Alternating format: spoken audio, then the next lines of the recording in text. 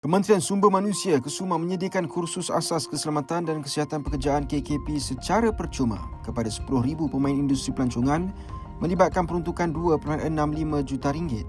Menteri Datuk Seri R. Ramanan memaklumkan inisiatif itu dilaksanakan menerusi program latihan induksi keselamatan untuk industri pelancongan atau CT sebagai sokongan kepada kempen Tahun Melawat Malaysia 2026.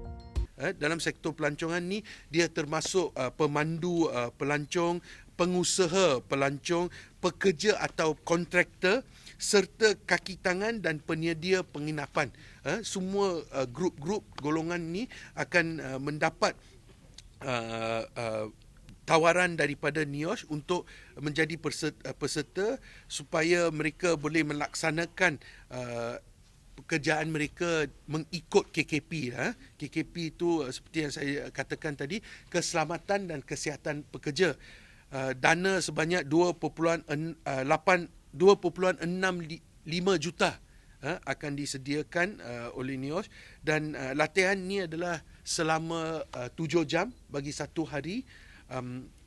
Permohonan boleh dibuat melalui website www.niosh.com.my. Mod penyampaian ini adalah secara online ataupun secara bersemuka fizikal lah. Program CT akan dikendalikan sepenuhnya oleh Institut Keselamatan dan Kesihatan Pekerjaan Negara NIOSH dengan bekerjasama Kementerian Pelancongan, Seni dan Budaya MOTAD. Tambah Ramanan, peserta yang menamatkan kursus akan menerima pasport keselamatan digital dengan tempoh sah laku 2 tahun. Seperti pasport keselamatan NIOSH bagi industri lain, pemegang pasport keselamatan CT turut dilindungi insurans sepanjang masa sama ada di dalam atau luar negara.